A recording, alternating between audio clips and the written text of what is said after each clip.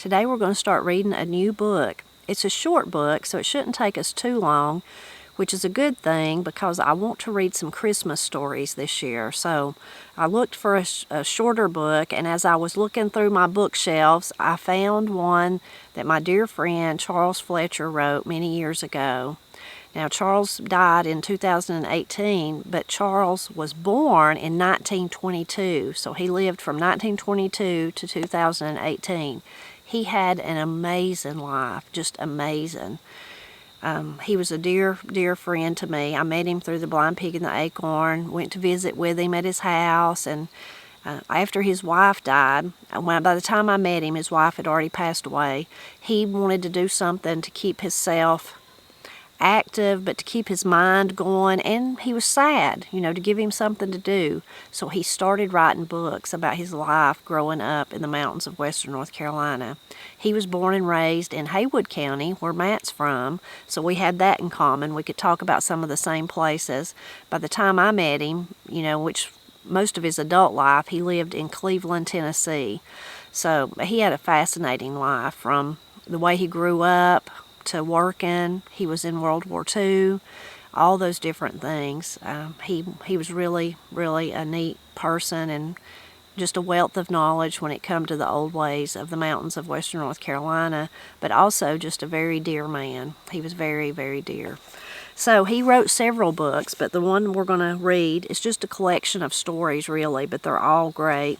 And another thing that's really wonderful about his stories, of course, they're things that happened to him, when he was growing up, but he always puts a bit of humor. There's always a little bit of humor, which so makes it a joy to read what he writes. But this one is The Panther on Cold Mountain and Other Stories.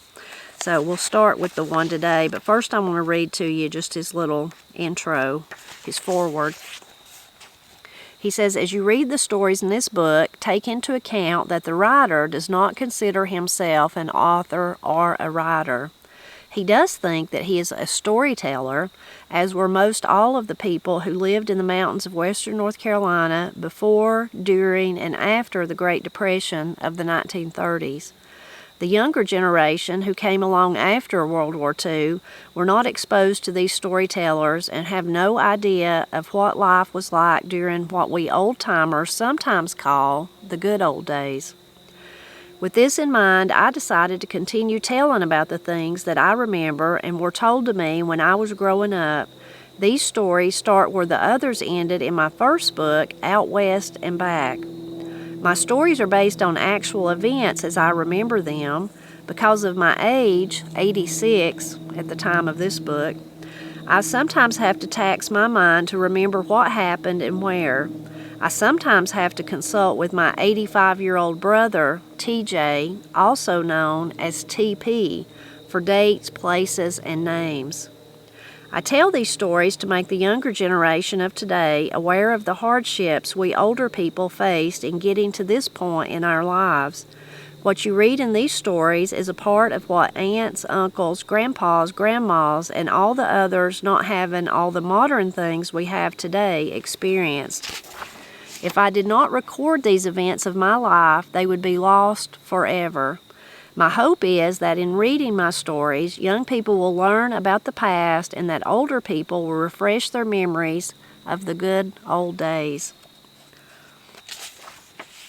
So the first story we're going to read is The Panther on Cold Mountain. The following story was told to my sisters, my brother, and me on more occasions than I can remember. For entertainment in the winter months, all of our family would gather around the big rock fireplaces to keep warm and pop corn over a blazing fire of big logs. We enjoyed this, but the best part of the evening before retiring for the night was the stories that Dad or Mom would tell. They would start by saying, "Now what I'm about to tell you is true. I know it is because..." It didn't make any difference to us if we had heard the story before. Every time the stories were told, they changed a little bit, and they were always exciting. Once the story started, we children moved in as close as we could get. On this particular night, it was Dad's turn to tell the story. It was in 1919 or 1920 when my family were living in the settlement called Crusoe. Crusoe is on the east fork of the Pigeon River at the foot of Cold Mountain. At that time, all of my kinfolk lived on or around this mountain. The land belonged to them. I have a cousin, Wes Pless, who spent a lot of his time on Cold Mountain hunting black bear. He was known as the best bear hunter in these mountains. Cold Mountain and all the other mountains were then owned by the people who lived on them. They were later sold, and the Pisgah National Park took ownership. This stopped a lot of the bear hunting trips because the land was closed to hunters. Wes had been on a bear hunt one fall, and when he returned home, he told me this story. I know you won't believe this, but I saw one of the biggest black panthers that I ever saw. I've seen mountain lions, wildcats, coons, fox, bear, and a lot of small animals on this mountain, but that was the biggest panther I have ever seen. In fact, that is the first black panther I've ever seen. Boy, was he pretty, slick and black. He really shined when the daylight hit him. You know something, he said? Black panthers don't live here in this country. They come from across the ocean, from some place like Africa or Asia. Glad we don't have them running around everywhere in this country. They have panthers in Florida, but they ain't as big and mean as them African black panthers. When I was in Waynesville about a month ago to pay my taxes, I heard some fellers talking about a panther. One said that it run away from a circus that was in Asheville a while back.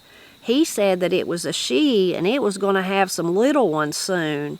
He said she ain't dangerous unless you bother her. The man that owned the circus said he would give anyone $50 if he would catch her. I wouldn't even get close to that thing for $50. You know what, Dad said? Wes had me all worked up about that panther. I'd never seen one, but I was determined to get a look at the one on Cold Mountain. Yes, sir, I was going to go look for that big cat. This was before your mom and me were married. I'd hunted all over them mountains, all by myself. If that panther was still around, I would find her. The next morning I went over to where Wes lived. Wes, I said, can I take loan of one of your bear guns? I'm going looking for that panther. Thought I should take a more powerful gun than my old .22. Might have to shoot that thing.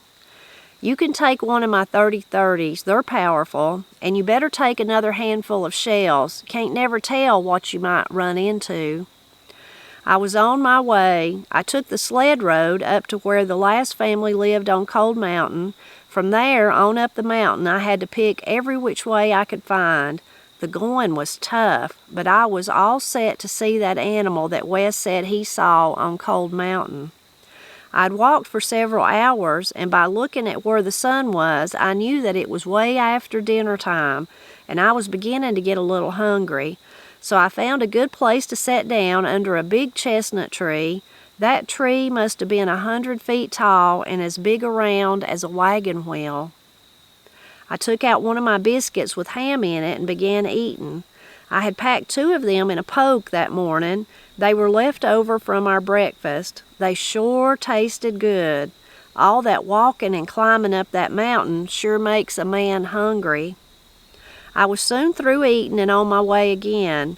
Not much farther to the top, I said, and it's getting late in the day. I'd better start looking for a good place to sleep. I didn't dare go down this mountain after dark. I didn't bring a lantern, and if you can't see where you're going, it's dangerous. There are rock cliffs that go straight down for 50 feet, and a body could walk off one of them real easy in the dark.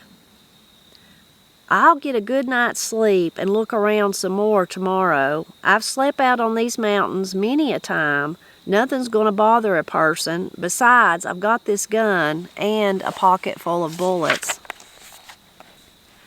I found a level place against a big chestnut tree that was lying on the ground. Must have blown down. I cut some branches from a fir tree to make a bed against that tree.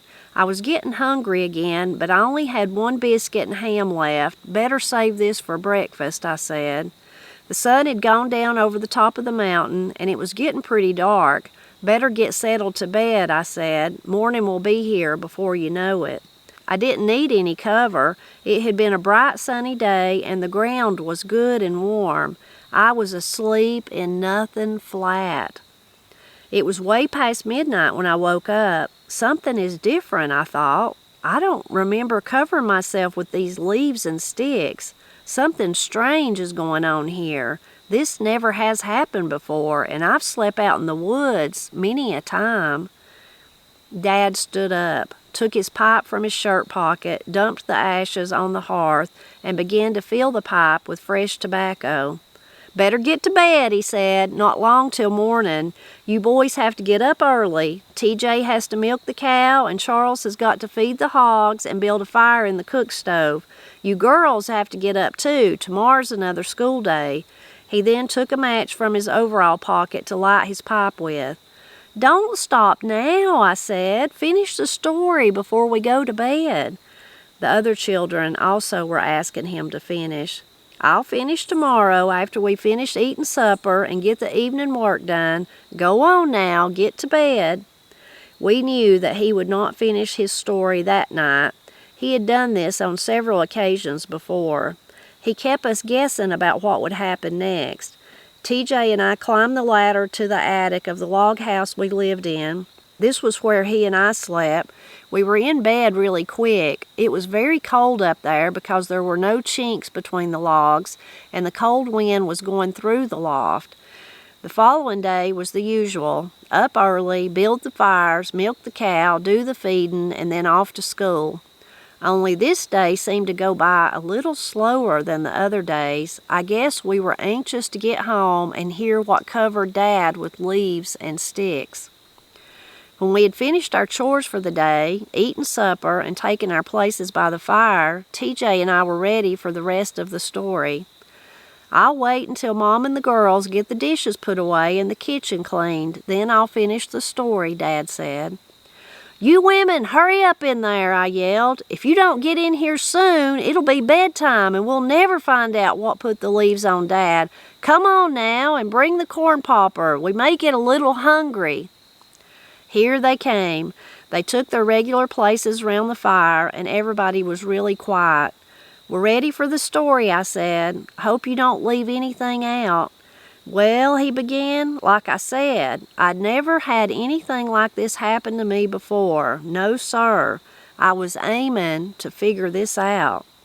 I found a piece of a log about the size of me, and I picked it up and laid it exactly where I'd been sleeping. I put the leaves over it, then the sticks. It looked just like me laying there. Then I picked up the gun, moved up the side of the mountain about 50 feet, and sat down close to a big tree. I got the biscuit with the ham out of my pocket and began eating my breakfast. I was hungry. I had just finished eating when I heard a noise down below where I'd been sleeping. It was getting daylight, and I could see pretty well. I let the safety off of the gun. I kind of squinted my eyes and took a good look toward that noise. There it was, plain as daylight. It was that black cat that Wes was telling me about. You know what? There were 2 of the cutest little black kittens that you ever saw along with her. She had started her a family. The kittens stopped. The mama panther got down low on the ground and crept toward where I had slept that night. All of a sudden, she leaped about 20 feet in the air and landed on that log that I had covered up to look like me. She tore that log into 1,000,000 pieces in nothing flat. I'm glad that it was the log instead of me. The 2 kittens come running to where the mama was expecting to get something to eat for their breakfast. They were as disappointed as their mom, nothing there but splinters from the log. I now had it all figured out. The Black Panther had covered me and gone to get her kittens. They were planning on eating me. I could have killed that panther, but I thought for a few minutes, if I kill her, the 2 kittens will starve to death. And besides, any animal that was that pretty didn't need to be killed. I made a noise with my feet in the leaves. That panther turned and looked straight at me. Her eyes looked like balls of fire, real shiny. Well, my look was short. The whole family disappeared in the laurel thicket in about 1 second. Wes had said the fellers he heard talking about this creature in Waynesville were saying that a full-grown panther could jump 25 feet backwards and straight up and close to 50 forward. Well, I had found what I was looking for and was ready to head for home. I went up Cold Mountain many times after that trip to find a panther. I saw and killed lots of animals, but I'll never forget that panther that I saw on Cold Mountain. Dad told this story several times as we sat by the fireplace when I was growing up in the mountains of western North Carolina. Every time that he told the story, it was a little different, but he always declared, "I'll swear that this really happened to me." Interesting story for sure, and of course makes you wonder, did it really happen, or did he make it up, or did somebody tell him the same story and he just told it to his kids, you know? So many parts of this that I love. I love when Charles says that everyone took, like when the sisters and the mother come in, they took their places around the fire. Even though they were all huddled up around their fireplace there in those days, you know, that's what people heated with. A lot of times it's what people cooked with too. They all still had their place. I bet you're like that at your house. I know we are. I have the place where I sit every time I'm in the living room if we're all in there. Matt has his chair. You know, we all have our little place. And so even there around the hearth, around the fireplace, they each had their place of where they normally sat. I really just love that image of the family. At the beginning, he talked about when he was walking up Cold Mountain, he was walking on the old sled road, he called it. Well, in those days, Pap's told me lots of stories about this too. They used sleds for so many things. Like there was places of wagon, you know, this was in the days before automobiles, before vehicles for sure, and there was lots of places wagons just didn't work, and maybe you didn't have a wagon, but you had a sled. So they would put stuff on the sled, and then a horse or a mule would pull it, or oxen too, I guess, in certain situations. Pap's told me about even like where I'm sitting, there's a story at the sled road that was right over there on that ridge. And about one time that something spooked the mules and they took off, and the sled was just bouncing behind them and everything fell off of it that was on it. So that's interesting. Sometimes if you visit like a museum or a historical site or something, you can see some of those sleds like they would have built, and they would have used those to pull things on. So that was interesting too. I love, of course, the very beginning when Charles talks about being a storyteller. That is a real trait of the people in Appalachia, and I think it's almost like we're natural born storytellers. We just start telling stories when we're little, and I think there's a couple of reasons for that. One is because we live in families where stories are told like this, like Charles. Even today, you know, my family's full of stories. You know that if you watch my videos. I've got a story about everything.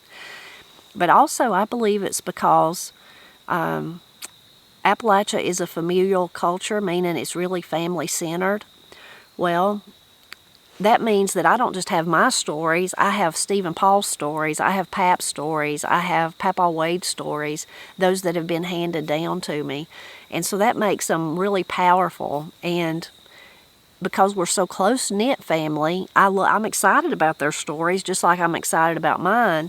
But also thinking about people like my Papa Wade that's gone, Charles that is now gone, telling their stories keeps them alive. It keeps them alive, keeps them going. So I know a lot of you are like that too. You have stories passed down in your family that great-great-grandmother did this, you know, and maybe it even involved a mountain lion, maybe, or a painter. I wonder why Charles didn't say painter in this instead of panther, but often you'll hear them called painters in the mountains of Appalachia.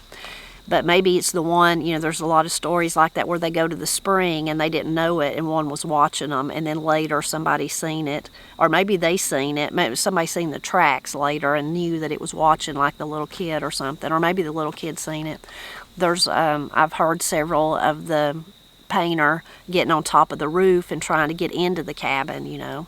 Anyway, maybe it's a story like that, or maybe it's just some other story, you know, about something in their life. So I really love that, and he's right how he describes it, is that people in the mountains of Appalachia are definitely storytellers, and I think, like Charles does, it's important to pass them down. Even the stories in my life, like I could say, well, Charles's was important because that time's gone. In lots of ways, my childhood's gone too. I mean, you know, we live in an even more modern world today than, certainly I lived in a way more modern world than Charles, but my childhood's gone too. So that really happens to all of us. Cold Mountain there, you may have heard of Cold Mountain. There's the famous book, Charles Frazier, I may be saying his last name wrong. There was a movie made about it. So that's there in Haywood County, where Charles was from and where Matt's from. And I like, too, that he mentioned the chestnut tree. His daddy talked about that. You know, that was just such part of their life. That was, you know, would have been prior to the blight affecting chestnut trees. Even in Pap's lifetime, Pap was born 1937, so later than Charles. But he could remember, now the chestnuts were mostly dead, but he could remember them like shining he called them, like, said they looked like ghosts, because they would you just notice them from a great distance because they were dead, but they were kind of silvery and shiny looking. But can you imagine the size of that tree? He said big as a wagon wheel that his daddy sat down against, you know. My Papa Wade, talking about his story, Pap's father, he said when he was a boy living in Madison County, they were just so plentiful that they would go to a place where maybe it was like a old sled road or a wagon road, and the chestnuts were on the high side of it. And when they dropped, they just kind of rolled down into the ditch, naturally caught them, and they would just go through there with their tow sacks and just fill them up in no time.